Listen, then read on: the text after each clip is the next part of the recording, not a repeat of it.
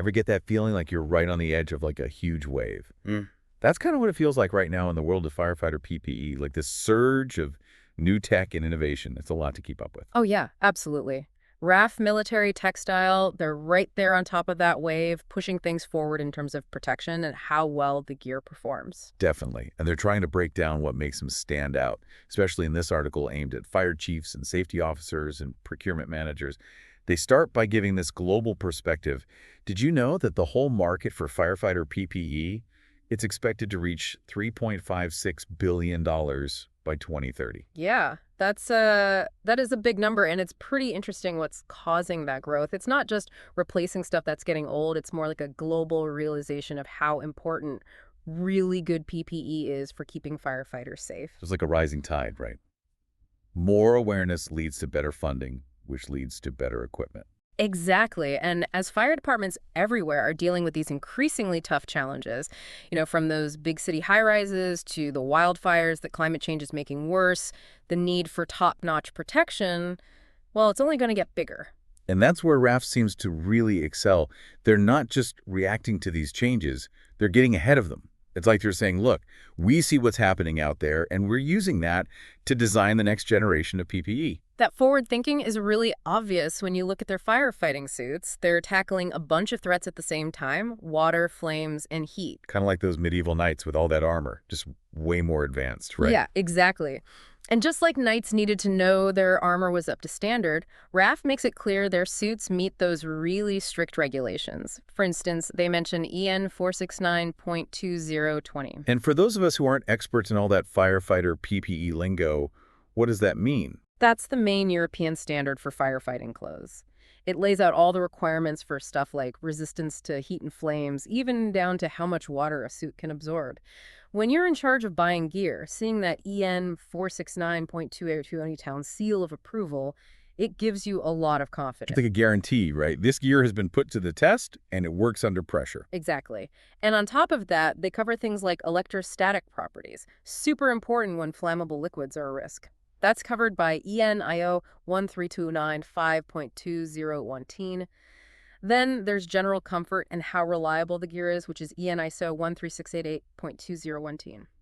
No messing around when it comes to safety, huh? But what really impressed me was their emphasis on eco-friendly materials. It's something a lot of departments are thinking about more and more. Raff highlights their OBICO-Tech certification, which means their materials have been checked for harmful substances. They even link to a whole article about their work in sustainability. It's like they're saying, we can protect firefighters and the planet at the same time. Okay, let's dive into the suits themselves. Raff breaks it down into 3 main layers, each with a very specific job to do. The outer shell, that's your first line of defense. It's like the warrior facing a dragon's fire. They use things like Nomex, a high-tech fiber that's famous for how well it resists flames and heat. It's really tough, too, can withstand those nasty chemicals you often find in industrial fires. And then there's that moisture barrier. Not something you immediately think of, but it's just as crucial. Absolutely. That layer is all about keeping water out, but also those dangerous chemicals and even bloodborne pathogens. This really matters during long incidents, when being exposed for a long time could be risky. It's about more than just the immediate danger of fire and heat. It's about that extra protection that might be the difference maker in the long run. Then you've got the thermal liner, the inside layer, all about comfort and insulation. They even ask in the article, how can we protect firefighters without weighing them down? They've obviously put a lot of thought into balancing protection with being able to move easily.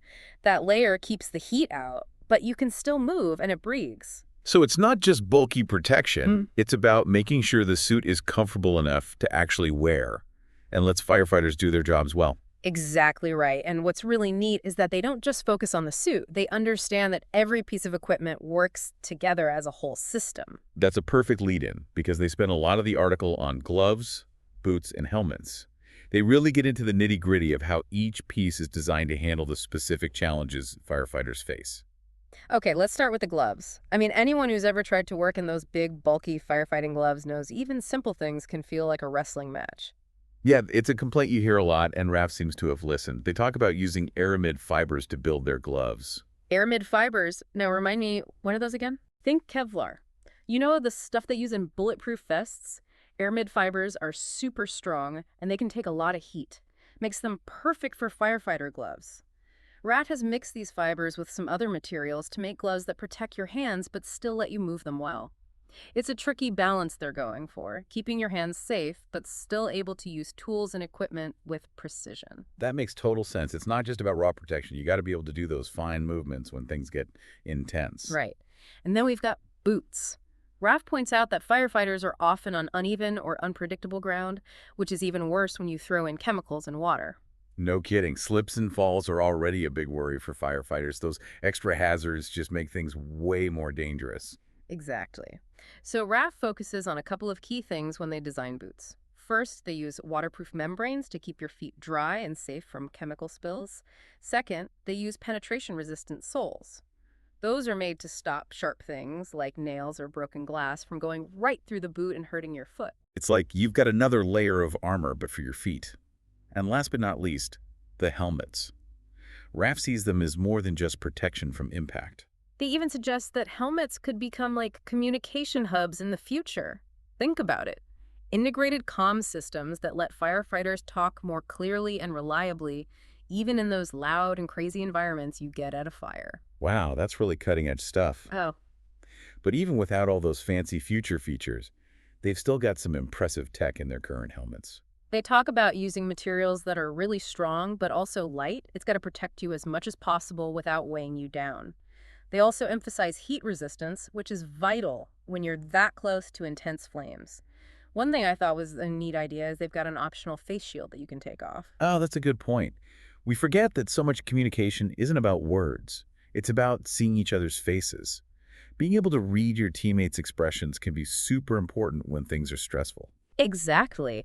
And it helps you talk to victims, maybe people who need reassurance or instructions. It's clear that RAF is considering the whole experience for the firefighter, from the top of their head to the tips of their toes. They want each piece of gear to make them safer, and help them do their job better. One thing that really stood out to me, something they kept bringing up in the article, was this idea of partnership and innovation. They really stressed that. It's more than just selling equipment. It's about understanding the challenges the fire departments face and working with them to find solutions. They mentioned their research program, and that really piqued my interest. Yeah, and it's not just research happening in a lab somewhere. They want feedback from real firefighters out there on the front lines. They're actively asking departments all over the world for their input and then using that to keep improving their products. They even say something like, we don't just want to meet expectations, we want to surpass them. That's a bold statement. I It shows a lot of confidence, don't you think? I think so, and it's confidence backed up by their actions. It's one thing to talk about innovation, it's another to really live it. They're always testing, refining, and looking for ways to improve firefighter PPE. So for those listening in, all the fire chiefs, safety officers, and procurement managers, what's the main message here? What should they be thinking about as they deal with this world of firefighter PPE that's always changing? I think the biggest thing is to stay informed. Things are changing fast in firefighter PPE, and there are always new technologies and innovations coming out. What RAF is doing, their emphasis on constant improvement and real-world feedback, that's a great model of what to look for in a supplier. So don't just grab the cheapest option. It's about finding a partner who's in it for the long haul, invested in keeping your department safe and successful, someone who listens and really tries to meet your needs. Exactly. Don't be afraid to ask those questions. What materials are being used? What are the testing procedures like? How do they get feedback? The more you know, the better the decisions you can make for your department. That's a really good point.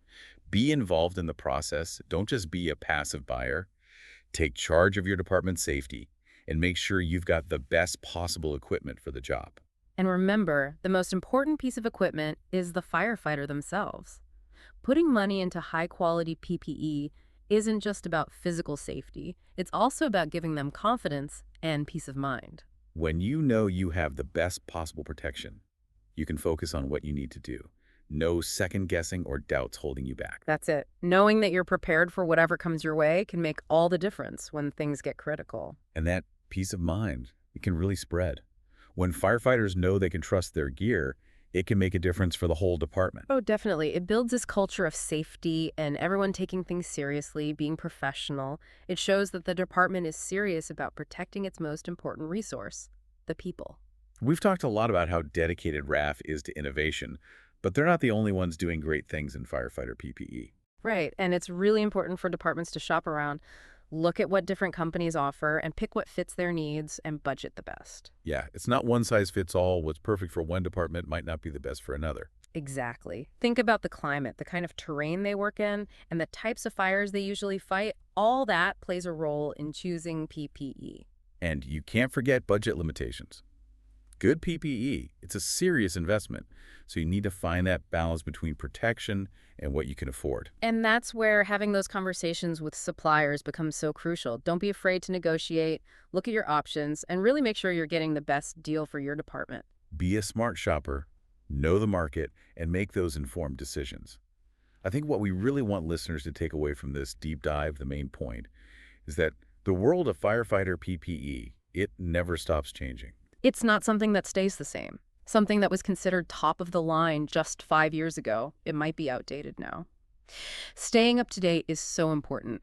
Go to those industry conferences, read the trade journals, talk to the manufacturers and suppliers. Knowledge is power, especially when it comes to the safety of your team. And it's more than just knowing about the latest and greatest stuff. It's about knowing how that new tech actually works out in real life situations on the fire ground. Ask the hard questions, demand the proof, make absolutely sure the gear you're buying will really give your firefighters the protection they need and deserve. Because at the end of the day, what matters most is that those brave men and women go home safe to their families after every shift. Couldn't have said it better myself. That's a great note to wrap things up on. Thanks for joining me on this deep dive. Hope you found it helpful. And like always, stay safe out there.